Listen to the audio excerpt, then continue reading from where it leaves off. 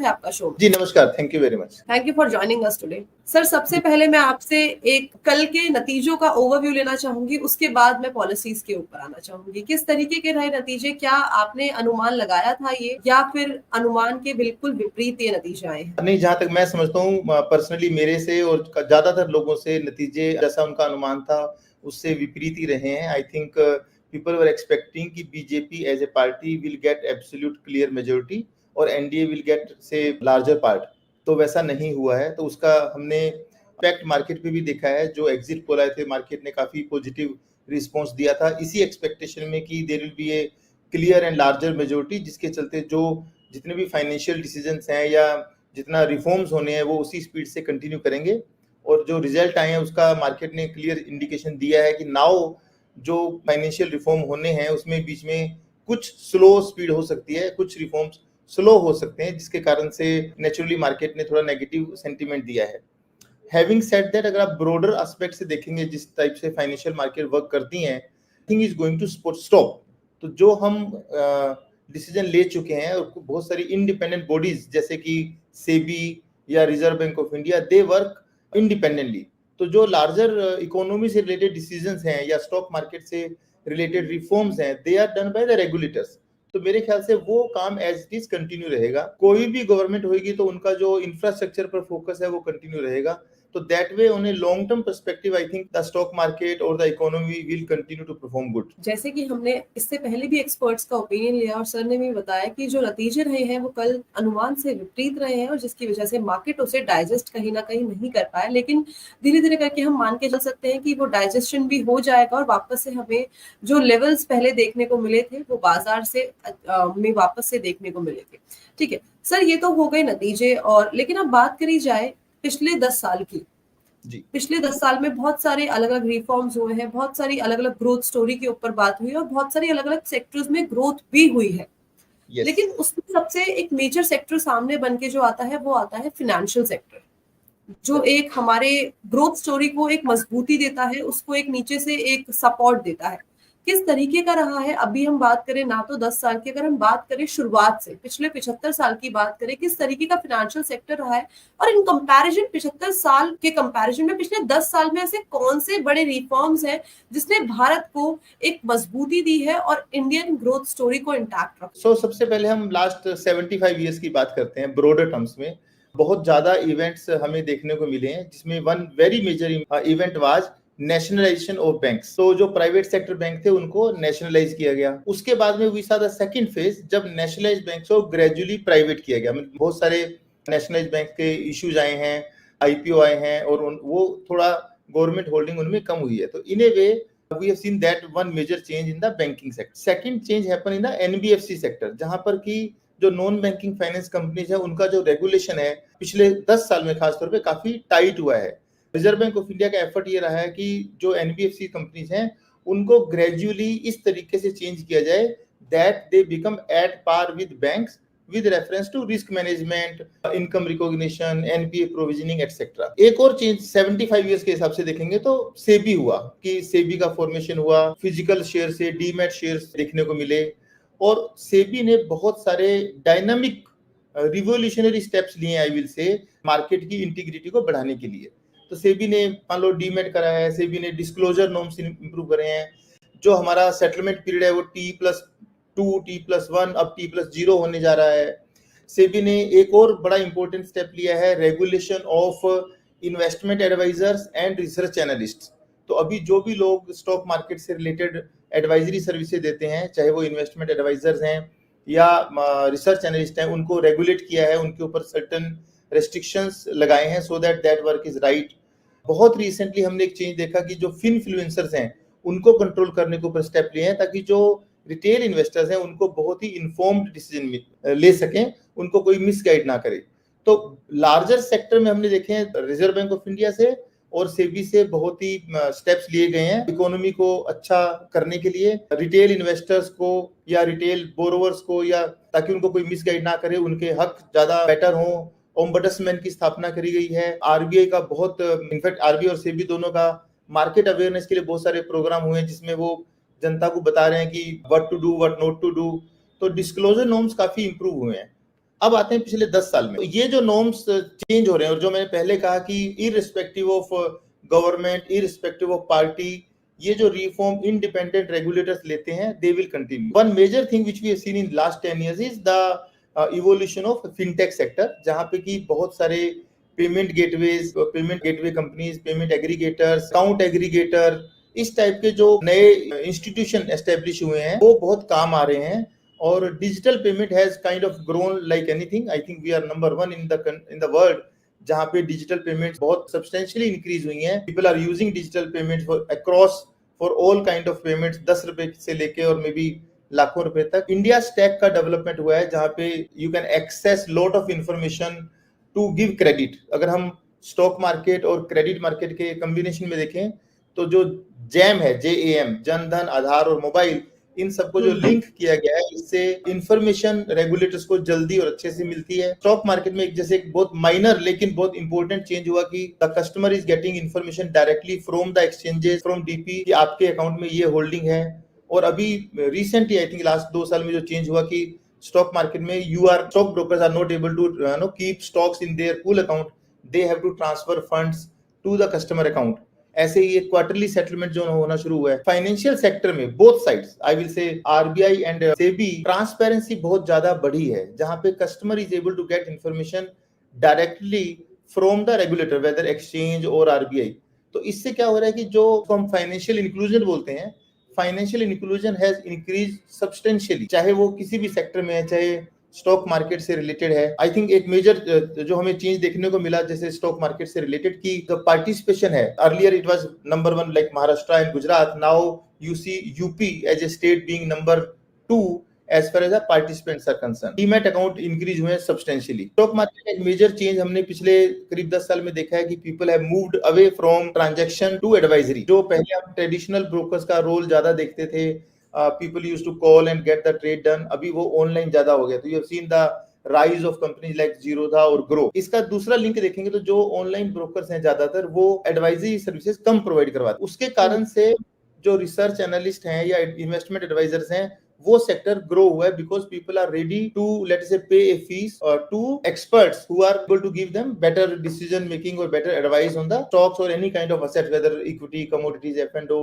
Currencies, whatever. इस type से बहुत आई थिंक अवेयरनेस काफी बढ़ी है पिछले 10 साल में, largely because of digitalisation of everything. जी ठीक है, पॉइंटर्स में आपने हमें बता दिया है कि क्या क्या रिफॉर्म्स हुए हैं पिछले 10 साल में, उसके साथ ही साथ पिछले 75 सालों में किस किस तरीके की फाइनेंशियल सेक्टर में हमें चीजें देखने को मिली है। मूविंग फॉरवर्ड, पिछले 10 साल की बात कर ली, लेकिन हम कितने ज्यादा ऑप्टिमिस्टिक थे, इंडिया कितना ज्यादा इस बार ऑप्टिमिस्टिक था कि इस बार बहुमत से सरकार बनाई जाएगी और उसके बाद 3.0 में भी ऐसी चीजें जो हमने पिछले 10 साल में देखी है वो हमें कॉन्टिन्यूसली देखने को मिलेगी। सर आपको क्या लगता है, according to you, without any biasness, कि अगर वापस से मोदी जी बहुमत से आते, बीजेपी की अकेली सीटों से आते, तो क्या ऐसे मेजर रिफॉर्म्स थे जो शायद से अभी भी होंगे, we are not very sure about that, but yes अगर वो बहुमत से आते तो वो डेफिनेटली 100 दिन के प्लान में तो जरूर शामिल होने वाले। I think yes, for any government and unbiased view, जब कोई गवर्नमेंट एब्सोल्यूट मेजोरिटी में नहीं रहेगी and they depend on the partners, तो जो रिफॉर्म्स है उसकी स्पीड स्लो हो सकती है। तो one major area I think is the PSU segment, जहां पे they had planned very fast and aggressive privatization. मुझे लग रहा है कि उसमें थोड़ी सी स्पीड कम होगी because other parties will definitely ask for reasons and they may not be on the same page in terms of decision making. So that is the impact you have seen yesterday कि PSU stocks को काफी hit लगा है। तो अब ऐसा लगेगा कि PSU का जो प्राइवेटाइजेशन है या जो उनको एक तरीके से फ्रीडम दी जानी चाहिए थी वो शायद उस स्पीड से नहीं होगी जिस स्पीड से आप चाहते हैं। Number 2, how world economy, global economy will look to invest in India now, because जब कोलिशन गवर्नमेंट होती है तो global players are little more conscious. तो हो सकता है वो फ्लो इनिशियली थोड़ा कम रहेगा unless they get absolute certainty कि ये गवर्नमेंट स्टेबल है, right. So I think inflow may be also slightly slower than what we would have expected. So though ये मेजर इंपैक्ट हो सकते हैं जिसके कारण से economic reform at least may be slightly slower. Yes, जैसे कि पिछले 10 साल में हमने देखा कि जो फॉरेन इन्वेस्टर्स हैं, चाहे वो इन्वेस्टर सिर्फ स्टॉक मार्केट की बात नहीं हो रही है, जो फॉरेन प्लेयर्स भी हैं, फॉरेन कंपनीज भी हैं, उनका इंडिया के अंदर जो भरोसा है वो काफी ज्यादा बड़ा है, चाहे वो ऑटोमोबाइल सेक्टर में हो, चाहे वो आईटी सेक्टर में हो। तो कहीं ना कहीं ग्लोबल प्लेयर्स इंडिया में आए हैं और उन्होंने इंडिया के अंदर मैन्युफैक्चरिंग की डेवलपमेंट्स की बात की है और वो हुई भी है, और वो ऑनगोइंग प्रोसेस है। उसमें हो सकता है कि हमें थोड़ा सा एक नेगेटिव साइड देखने को मिले, लेकिन ये सारी की सारी चीजें तभी क्लियर होंगी एक बार जब और भी ज्यादा थोड़ा हमें वेट एंड वॉच, जैसे कि हम स्टॉक मार्केट में बोल रहे हैं कि स्टॉक पिकिंग से पहले, कोई भी डिसीजन बनाने से पहले हमें वेट एंड वॉच करना है। तो एक बार चीजें पॉलिटिकल टर्म्स में और भी क्लियर हो जाए तो उसके बाद डिसीजन बनाना ज्यादा सही होगा। लेकिन हाँ, ये चीज सही है कि फॉरेन इन्वेस्टर्स का जो भरोसा है वो कहीं ना कहीं थोड़ा सा तो अब कमजोर होता हुआ दिखाई दे सकता है for certain period of time. अगर लॉन्गर जर्नी की बात करें तो शायद से ऐसा नहीं हमें दिखाई देगा, बट क्योंकि इंडिया की जो ग्रोथ स्टोरी है वो तो इंटैक्ट ही है कि हमारी पॉपुलेशन इतनी है, जीडीपी ग्रोथ के जो नंबर है वो इंटैक्ट है, हमारा जो जीएसटी कलेक्शन है वो एकदम इंटैक्ट है, तो ग्रोथ स्टोरी तो डेफिनेट है।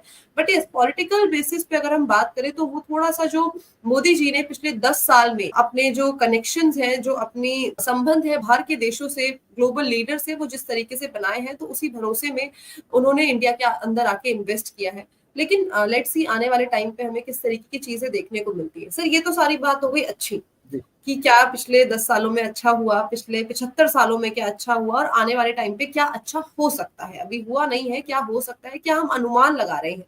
लेकिन क्या ऐसी चीजें हैं जो सही नहीं हुई है और उनका रिफॉर्म होना बहुत जरूरी है। हाँ, देखिए, इनफैक्ट बहुत सारे फैक्टर हैं। सबसे पहले अगर हम जीएसटी की बात करते हैं तो आई फील कि there will be lot of road blocks जहां तक जीएसटी का सवाल है, बिकॉज उसमें हर स्टेट के लोग पार्टिसिपेट करते हैं, उसमें दूसरी पार्टी है उनका भी काफी पार्टिसिपेशन रहता है। उन पार्टीज ने पहले काफी ऑब्जेक्शंस रेज करे हैं जीएसटी रेट से रिलेटेड, और इलेक्शन का भी एक ही मुद्दा रहा है कि जीएसटी रेट कितना होना चाहिए, किन चीजों पे एग्जेम्प्ट होना चाहिए, किन चीजों पे एग्जेम्प्ट नहीं होना चाहिए।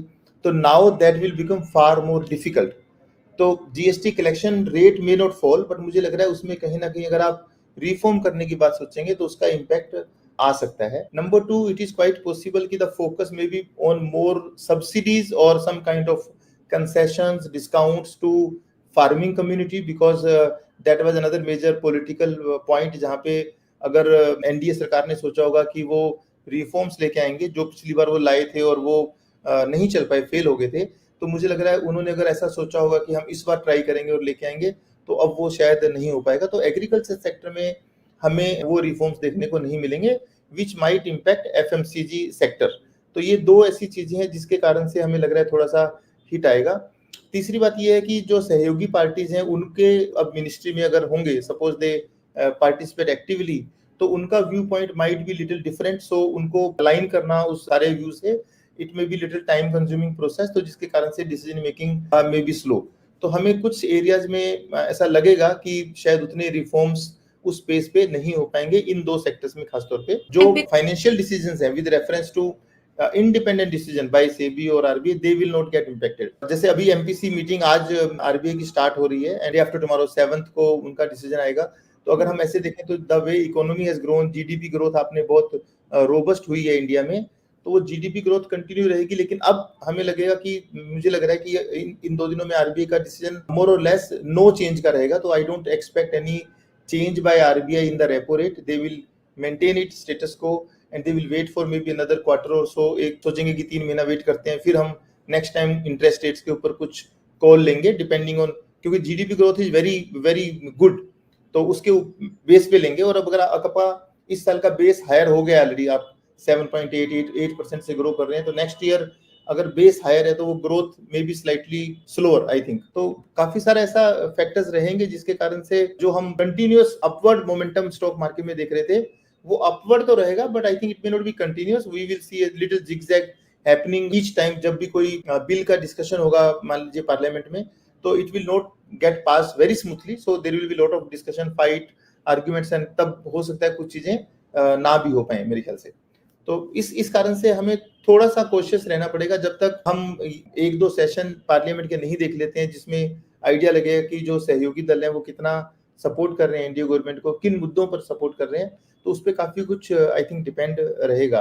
बट अगर हम इसको 2 सेक्टर में डिवाइड करें, जो मैं एक तरीके से इम्पोर्टेंट है। One is reference to banking and financial services और दूसरा स्टॉक मार्केट। सो ये एक और सेक्टर इनफैक्ट इंश्योरेंस का भी है, आईआरडीए जो हैंडल करता है। अगर हम तीन सेक्टर को सेपरेटली देखें और एनालिस करें, आरबीआई ने पिछले 4 से 6 महीने में काफी नए सर्कुलर्स गाइडलाइंस इश्यू करे हैं टू रेगुलेट द मार्केट। वो काफी आई विल से इंडिपेंडेंट हैं और वो जो रिफॉर्म्स हैं from regulation perspective they will continue. Similarly stock market में मान लीजिए सेटलमेंट से रिलेटेड, डीमैट से रिलेटेड, आईपीओ से related, disclosure norms, advisory services, search और एडवाइजरी रिलेटेड मैटर्स, उसमें आई थिंक कंटिन्यूसली ग्रोथ और डेवलपमेंट होते रहेंगे। और जहां तक इंश्योरेंस सेक्टर है उसमें भी मुझे लग रहा है कि जो रिफॉर्म्स एक्सपेक्टेड है, मोर number of insurance companies will come. I think IRDA is currently working on various new products कि वो जो इंश्योरेंस पेनिट्रेशन है उसको बढ़ा सकें।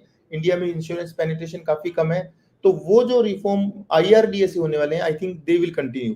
तो इन तीन एरियाज में स्पेशली जो हम बीएफएसआई सेक्टर बोलते हैं दैट विल कंटिन्यू। जो इम्पैक्ट हमें देखने को मिलेगा स्लाइटली वो हो सकता है कि हमें इंफ्रास्ट्रक्चर में या गवर्नमेंट स्कीम्स हैं उसमें थोड़ा सा स्पीड स्लो हो सकती है, बाकी ये independent sectors should continue to perform well. Right, ठीक है। तो इस बारे में जानकारी ले ली है कि सेक्टर स्पेसिफिक और आने वाले टाइम पे एक चीज मैं पूछना चाहूंगी सर, जब हमारे देश में जीएसटी लागू हुई उसके बाद देश का एक तबका ऐसा है जो इससे खुश है, लेकिन एक तबका ऐसा है कि जो इससे नाखुश है। उनकी नाखुशी के भी बहुत सारे रीजंस हैं और जो खुश है उनकी खुशी के भी बहुत सारे रीजन है। तो अभी हम खुशी की बात तो नहीं करेंगे कि उनके क्या रीजन है, क्योंकि वो ऑलरेडी खुश है। लेकिन जो ना खुश हैं, आप उनको क्या सलाह देना चाहेंगे कि ये जो जीएसटी लागू हुई है वो हमारे देश के लिए, और हमारा देश सिर्फ देश नहीं है, वो हमारा देश हम लोगों से बना है, वो एक हर एक इंसान के लिए किस तरीके से जरूरी है और वो किस तरीके से अपना रोल प्ले कर रहा है हमारी इकोनॉमी में। कंचन जी देखिए, सबसे इम्पोर्टेंट बात है कि everyone has to understand GST कोई नई चीज नहीं है। हम पहले वही जीएसटी डिफरेंट रूप में, डिफरेंट टैक्सेस के रूप में पे कर रहे थे। सेल्स टैक्स और वैट ये सब हमारे लग रहे थे। अभी गवर्नमेंट ने किया, उन टैक्सेस को हटा के एक सेंट्रलाइज टैक्स कर दिया जीएसटी, राइट। अब वो उसके कारण से कुछ एरियाज में हमारा ओवरऑल टैक्स बर्डन कम हो गया है, कुछ एरियाज में शायद बढ़ भी गया है, और एक दो एरिया जैसे फ्यूल है मान लीजिए पेट्रोल डीजल, उसके ऊपर वो अभी भी जीएसटी के अंडर कवर नहीं हो रहा है, राइट। तो there is no difference as a consumer. फर्क क्या हुआ कि अब वो सारी इनकम सेंट्रल गवर्नमेंट के पास जा रही है और with a formula they are allocating that amount to state governments, और उन सब में स्टेट गवर्नमेंट के जो फाइनेंस मिनिस्टर्स हैं वो part of the GST council हैं। तो कौन सा तबका खुश नहीं है? अगर हमें लग रहा है एज ए कंज्यूमर कि पहले एक पर्टिकुलर कमोडिटी पे मेरा टैक्स कम लग रहा था और वो टैक्स अब ज्यादा लग रहा है, तो दैट इज ए प्रॉब्लम, क्योंकि टैक्स आउट वो आपका बढ़ गया जो पहले आपको शायद फील नहीं होता था। नंबर 2, गवर्नमेंट ने क्या किया, ग्रेजुअली ऑलमोस्ट हर चीज को कवर कर लिया है। बहुत सारे एरियाज थे जो पहले कवर्ड नहीं थे, ग्रे एरिया थे या पता नहीं चल रहा था। फॉर एग्जांपल आप रेस्टोरेंट ले लो तो फूड का बिल, सर्विसेज का बिल, तो बहुत सारी छोटी मोटी आइटम्स में पहले नहीं लग रहा था। The more economy is becoming digital, और जो मान लीजिए कैश ट्रांजेक्शन कम होके और अगर आप मेन स्ट्रीम में आके काम कर रहे हैं तो वो ट्रांसपेरेंट इनकम या ट्रांसपेरेंट सेल्स है, तो आपको वो जीएसटी रिफ्लेक्ट ज्यादा हो रहा है। तीसरी बात यह है कि जब आप जीएसटी के नंबर डिस्क्लोज करते हैं मंथ ऑन मंथ बेसिस की, this month 1 lakh crore, 1.5 lakh crore, 1.8 lakh crore, 2 lakh crore, highest ever GST collection, तो what impression customer is getting और कंज्यूमर इज गेटिंग, अरे यार जीएसटी ज्यादा लग रहा है ना, जीएसटी की रिकवरी ज्यादा हो रही है, जीएसटी का रेट ज्यादा है। जबकि इन माई पर्सनल व्यू वो जीएसटी कलेक्शन या जीएसटी अमाउंट इसलिए ज्यादा है कि more and more services are getting covered under GST. या मान लीजिए जीएसटी डिपार्टमेंट ने नोटिस निकाल के रिकवरी करी हुई है, वो ऐसी इनकम आइडेंटिफाई कर रहे हैं जो क्लोज नहीं थी, तो जीएसटी कलेक्शन बढ़ रहा है। I will say overall basis आप देखेंगे तो रेट्स में कुछ स्पेसिफिक एरिया में rate of GST has increase, और वो जो कलेक्शन ज्यादा हो रहा है that is because our overall economy is growing. India is a consumer driven, demand driven economy, जहां पे हम बहुत ज्यादा कंजम्पशन बढ़ रही है, तो हर चीज की जब कंजम्पशन बढ़ रही है तो आपका खर्च बढ़ रहा है, जीडीपी का साइज बढ़ रहा है, तो वो उसी हिसाब से इनकम टैक्स कलेक्शन या जीएसटी कलेक्शन भी बढ़ रही है।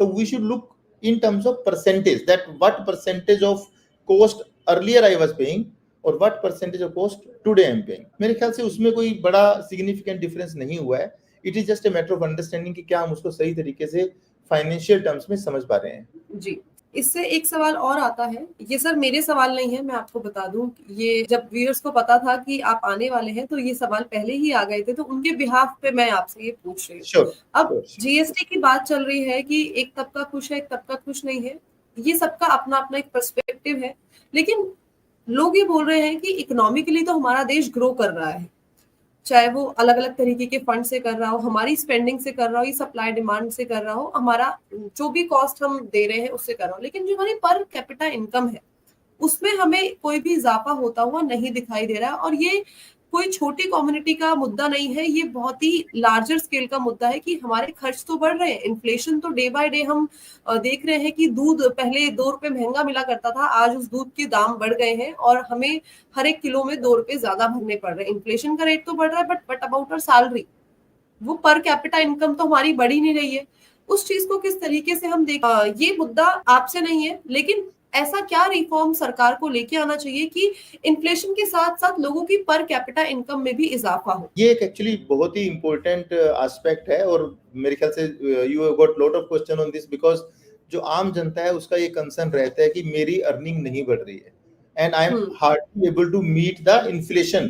अगर हमारी इन्फ्लेशन 5 या 6% है, इनफैक्ट अगर आप सही मायने में देखेंगे तो इन्फ्लेशन उससे ज्यादा है, बिकॉज बहुत सारी सर्विसेज पार्ट ऑफ इन्फ्लेशन नहीं है, राइट। तो ग्राउंड लेवल की इन्फ्लेशन जब हम डे टू डे में डील करते हैं, अगर कोई घर हेल्पर है या आपके ऑफिस का काम है, या जैसे आपने दूध का एग्जांपल दिया, बहुत सारी छोटी छोटी चीजें हैं जो पार्ट ऑफ इन्फ्लेशन इंडेक्स, चाहे आप सीपीआई देखेंगे या डब्ल्यूपीआई देखेंगे, उसका पार्ट है नहीं, तो they don't really reflect you the true inflation. ये एकदम ग्राउंड लेवल की सच्चाई है, which is true. Now how do you beat it? अगर हम एम्प्लॉय हैं, कहीं पे जॉब कर रहे हैं, तो your annual increment is just around the inflation rate. News में हम जितना भी पढ़ते हैं, लार्जर प्राइवेट सेक्टर ने आपको एवरेज इंक्रीमेंट दिया होगा 6 से 8%, और inflation is also in the same range. So you are not able to match up कि मेरी अर्निंग या इनकम इतनी ग्रो हो गई है कि I am able to beat the inflation. So are the interest rates. If you are saving money and you are getting interest at the rate of say 6%, 6.5%, that interest is also in a way negative to meet the inflation, because if inflation is 8% in real terms and interest earning is 6%, so actually वो negative carry है। Now how do you beat it? It's very difficult for me to suggest how do you beat it, but I think the only way is look at avenues जहाँ पे आपका earning growth can be faster। और एक sector जिसने इस area में बहुत अच्छा परफॉर्म करा है, that is a startup sector. India में बहुत सारे स्टार्टअप्स एक्चुअली स्टार्ट हुए हैं जहां पे कैपिटल इनफ्लो भी हुआ है। They have created good amount of employment for people, but that is largely skewed towards skilled people. तो हर पर्सन को ये देखना पड़ेगा कि they should not, can not depend purely on employment, specially government employment, because वहां पर तो you cannot beat inflation rate. The annual increments, appraisals on government, all kind of government is far lower than inflation. So somewhere you will have to get into this area जहाँ पे आप entrepreneurship try कर सकते हैं, जहाँ पे आप upcoming sectors में अपना skill create करिए, वो चीजें सीखिए जहाँ पे आप अपने नए skill के साथ में grow कर सकते हैं। Normally I say this कि जैसे मान लीजिए आप कहीं पे काम कर रहे हैं, हर साल आपका increment हो रहा है, but whether that increment appraisal is just because you are senior and you are getting older or you are learning new things. So it is important to learn new things. अभी जितना भी हम digital media देख रहे हैं, social media, digital marketing, digital media, वो सब नई चीजें हैं सीखने के लिए। तो it is important to learn new skill. Now how can you beat AI? Can you beat artificial intelligence, machine learning? Answer में भी नो, बट मेरे ख्याल से ह्यूमन माइंड ऐसा है कि आप नई चीजें सीख के नए आइडियाज के साथ में अपनी ऑर्गेनाइजेशन में कंट्रीब्यूट करिए, so that you can earn something. Second aspect is that how do you do your asset allocation? Now ये थोड़ा एक जो मैं बताने जा रहा हूँ थोड़ा सा रिस्की लग सकता है किसी को, but whatever saving you have, typically 20 से 30% of your earning should get into saving.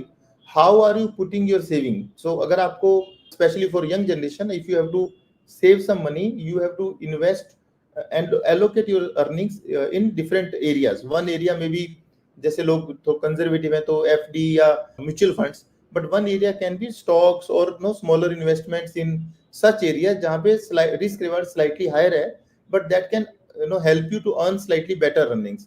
So you should look at कि can I get around 12 to 15%. Let's not be greedy कि मैं स्टॉक मार्केट में 4 गुना कर लूंगा पैसे, that is very risky. But if you are able to get 12 to 15% returns on a consistent basis, then you will be able to beat the inflation. तो ये एक तरीका है मेरे ख्याल से. इसके अलावा honestly speaking there is no rocket science की कोई अपने बता देंगे और उसको बीट कर लेगा. उसकी पर कैपिटा इनकम कैसे बढ़ेगी? Per capita income will increase only by earning more, right? We are not able to control population, जहां पे हम बोलेंगे कि our population will reduce and GDP will grow, so will match. So GDP growth is happening, I think, which will take longer time to increase the per capita income, maybe another 15-20 years. By the time we become very large, maybe 10-15 trillion economy, that time your per capita income will definitely increase. जी, ठीक है. तो ये समझ लिया है कि पर capita income में हमें एक रेजोल्यूशन हमने समझा है बेसिकली कि कोई रॉकेट साइंस नहीं है कि एकदम से आपकी सैलरीज बढ़ जाएंगी तो आपकी पर कैपिटा इनकम भी बढ़ जाएगी. लेकिन हाँ, उसको बीट हम किस तरीके से कर सकते हैं, उसके लिए सोल्यूशंस क्या है, उसके ऊपर हमने बात कर ली है. सर, एक मुद्दा इधर और आता है. Let me add one point because वो important है and which people will feel now. Last करीब 3 से 4 महीने में crude prices have actually gone up globally. Okay. In India, the prices were not increased because of election and compulsions of government. They have idea that the fuel prices, like diesel, petrol prices, should be linked with the global crude prices, which will happen. So if that happens, you will also see crude oil prices going up in India.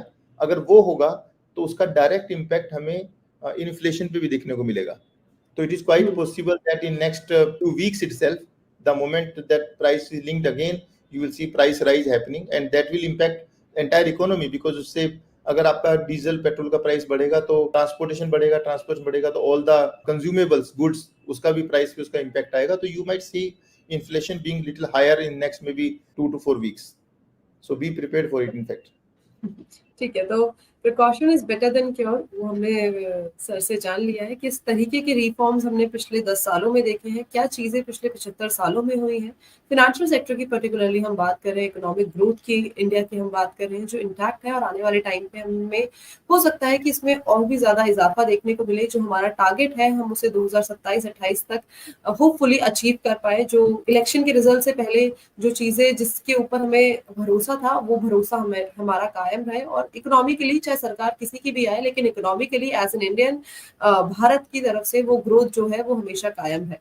Sir, financial literacy की भी बात आती है कि अगर हम पिछले 75 सालों में देखें, अभी हम पिछले 10 सालों को इसमें हटा देते हैं, तो उस टाइम पे अगर फिनेंशियल लिटरेसी की कोई बात करता था तो उसमें हमें बहुत ही कम रेशियो ऐसा होता था जो देखने को मिलता था.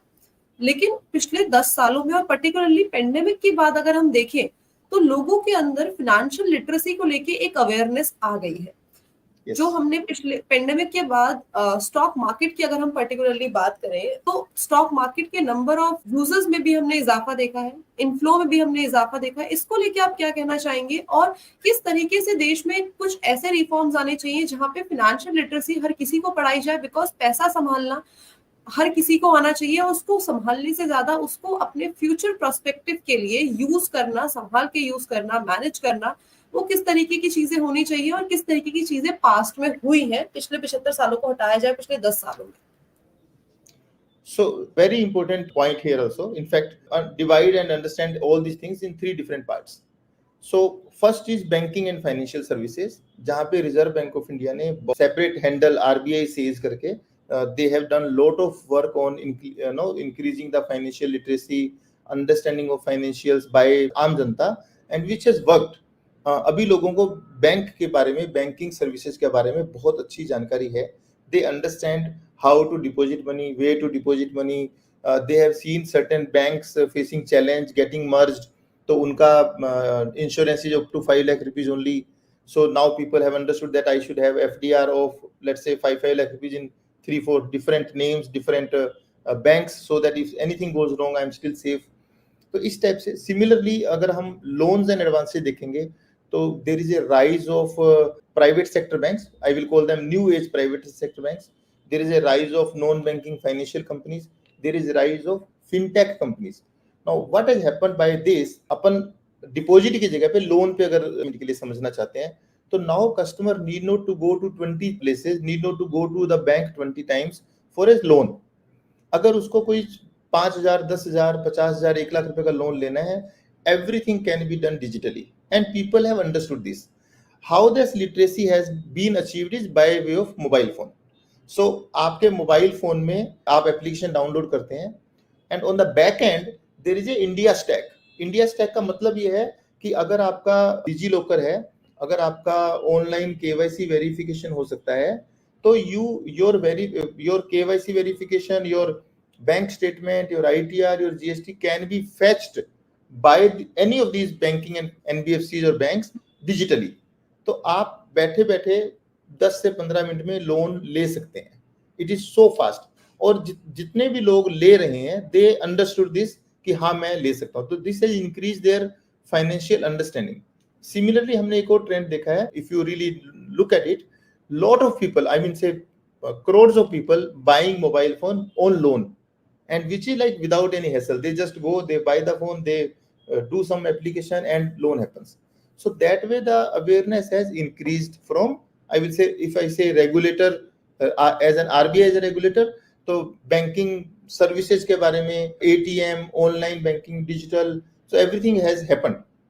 Similarly, like I said earlier, Paytm या Google Pay या Amazon Pay, जो भी पेमेंट गेटवे प्लेटफॉर्म्स हैं उसके through payments have increased drastically. Second financial inclusion part is related to stock market. Now stock market में also 15 crore demat account, right? It's a huge number. By that means more and more people are, let's say, participating. और उसमें भी online platforms are growing faster than the traditional platform, which means again people are able to read, get information, get informed decision through various digital channels and take a decision on the investment. If you see, SEBI is looking at reducing the SIP size to 250 rupees. They call it sachet. So effectively anybody and everybody should be able to invest at a smallest amount for mutual fund SIP also. Mutual fund association, they have run this campaign I think last 10 years, especially we have seen during cricket matches, mutual fund sahi hai. So those kind of things are happening now, जहाँ पे लोग participate कर रहे हैं. RBI ने एक और initiative लिया है, जो आरबीआई के बॉन्ड्स हैं, गवर्नमेंट बॉन्ड्स हैं या कॉर्पोरेट बॉन्ड है, एनसीडी है, उसमें भी the ticket size is 10,000 rupees and people can invest. So if an NBFC company is coming out with NCD and they want to issue that NCD to public, it can be done and public can participate even small amount of 10,000 rupees. जो NBFC के CDs होते हैं, non convertible debentures, उस पे rate of interest FD से ज्यादा होता है, तो वो करीब 10 से 12% की रिटर्न देते हैं और they are also quite safe and secure. उसके अलग से ऑनलाइन प्लेटफॉर्म्स हैं जिनको ऑनलाइन बॉन्ड प्लेटफॉर्म प्रोवाइडर्स बोलते हैं, OBPP. करीब 10 से 12 एक्टिव प्लेटफॉर्म्स हैं. So people can invest and earn 11-12% type of returns. तो ये अवेयरनेस धीरे धीरे लोगों में बढ़ती जा रही है कि हाँ मैं स्टॉक मार्केट में भी पार्टिसिपेट कर सकता हूँ, मैं इंश्योरेंस भी ऑनलाइन बाय कर सकता हूँ. आप देखेंगे तो ज्यादातर पिछले 10 साल में आपने ज्यादा एडवर्टाइजमेंट किसके देखे? आई वाज सरप्राइज कि जो अभी IPL मैच हुआ उसमें लोन कंपनीज के बहुत सारे ऐड थे. नॉर्मली लोन कंपनीज ऐड नहीं करती हैं, ओके, तो लोन कंपनीज ऐड करेंगे आप हमसे लोन ले लो. So that is like people are understanding कि हाँ मेरे को अभी ये मुझे पता है. RBI has given clear guidelines कि आपको अभी एक टर्म होती है APR की, एनुअल परसेंटेज रेट, कि मान लीजिए मैं किसी को बोल रहा हूँ आपका रेट ऑफ इंटरेस्ट 12% है, 12% है, लेकिन मैं उसे 4% फीस भी ले रहा हूँ, तो उसकी एक्चुअल कॉस्ट 16% है. So now you have to disclose it. तो इस टाइप की बहुत सारी छोटी छोटी चीजें हुई हैं जो लोगों को जानकारी दे रही हैं.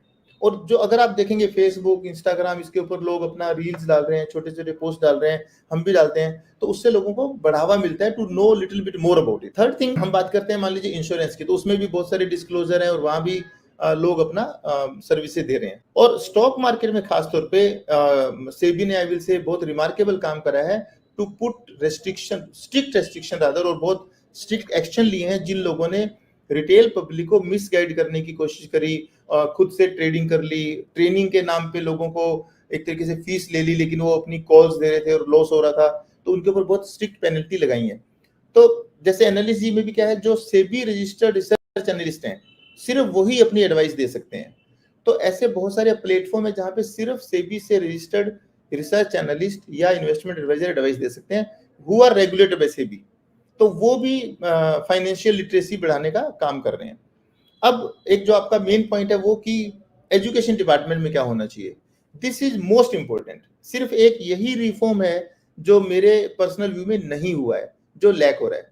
अगर हम स्कूल में, कॉलेजेस में देखेंगे तो unless there is a professional courses like in large institution like IIM और जहाँ पे वो कुछ आपको स्टॉक मार्केट से रिलेटेड बताते हैं, बट स्कूल कॉलेज लेवल पे we have not seen the kind of reforms happening जहाँ पे people should learn about practical side of the market, जहाँ पे they should know about insurance, they should know about Reserve Bank of India, they should know about SEBI, they should know stock market, NSE, BSE, मान लीजिए NISM course है या NCFM है, वो certificate लोगों को एजुकेट करना, ये मेरे ख्याल से काफी कम है। तो education sector is the one sector which is in my view lacking, जहां पे हमें बच्चों को if not from first may be 5th या 6th से फाइनेंशियल लिटरेसी स्टार्ट करनी चाहिए। We should be more on practical side. I will say जो हम थ्योरी में पढ़ाते हैं उसमें और प्रैक्टिकल में बहुत डिफरेंस है।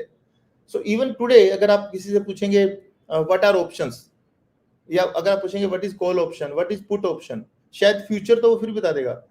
आई am very sure 70-80% people will not be able to tell you. तो उनको मालूम नहीं है कि पुट ऑप्शन क्या होता है, फिर वो ऑप्शंस में ट्रेडिंग करके लॉस करते हैं, तो जैसे कि ये स्टॉक मार्केट खराब है।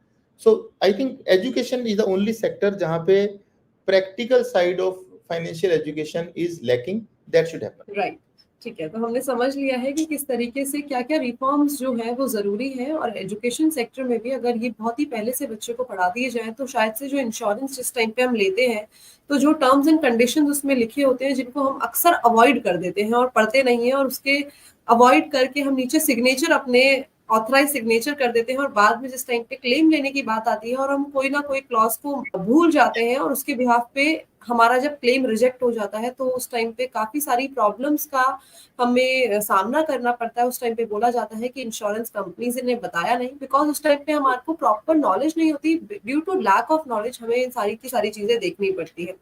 तो ये सबसे मेन चीज है। सर आपके एक चीज आपके व्यूअर्स को मैं बोलना चाहूंगा, छोटी सी बात है, खासतौर पे इंश्योरेंस जो आपने एक पर्टिकुलर पॉइंट बोला है, जब भी इंश्योरेंस कराएं तो इंश्योरेंस एजेंट से, कंपनी से एक ही क्वेश्चन पूछिए, इसमें एक्सक्लूजन्स क्या है। तो everybody will tell you what is included, they will not tell you what is not included.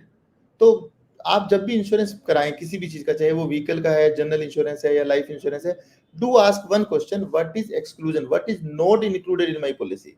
अगर आपने वो पूछ लिया, नोट कर लिया, समझ लिया, that will be very helpful. Right, ठीक है। तो एक्सक्लूजन पूछना ना भूलिए जब भी कोई पॉलिसी कराए, चाहे वो व्हीकल की हो, 2 व्हीलर हो, 3 व्हीलर हो, या आपका 4 व्हीलर हो, या किसी भी चीज का टर्म इंश्योरेंस, हेल्थ इंश्योरेंस। तो एक्सक्लूजन का पता जरूर कर ले ताकि आपको पता रहे कि कल के दिन अगर आप ये चीजें करते हैं तो आपको क्लेम नहीं मिलने वाला।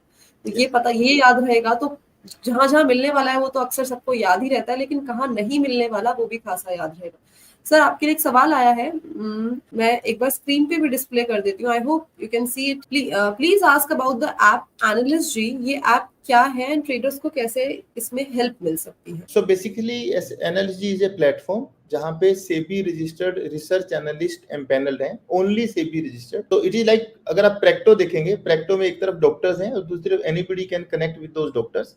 सिमिलर वे यहाँ पे सेबी रजिस्टर्ड रिसर्च एनालिस्ट हैं, एंड जो ट्रेडर्स या इन्वेस्टर्स हैं, they can call those experts and ask their queries. They can ask them what is your view on any stock और index, whether to buy, sell, hold, and those experts, based on their expertise, whether technical or fundamental or sector specific, they will answer them. So I think this is the platform. जी, ठीक है।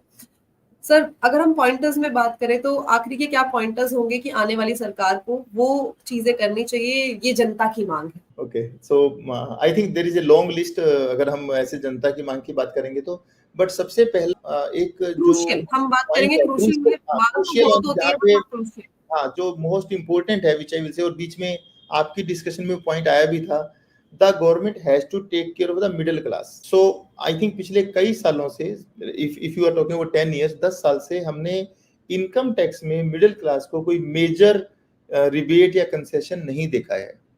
So this is, and specially businessman शायद फिर भी कुछ saving कर पाता है, but जो एम्प्लॉयमेंट में है उनका तो डायरेक्ट टीडीएस कट जाता है। तो considering how inflation has been, considering how in last 10-15 years cost of living has gone up, how, so अगर आप उसको कंसीडर करेंगे तो जो इनकम टैक्स से रिलेटेड रिफॉर्म होना चाहिए। रिफॉर्म का मतलब है कि how smooth you can make them. So this reform should happen, जहां पे आई विल से मिडिल क्लास को एक मेजर रिलीफ की जरूरत है, ये इंपॉर्टेंट है। दूसरी बात, I think this can be also achieved by reducing और cutting down subsidies on few things. ये एक मेरे व्यू से मेजर पॉइंट है।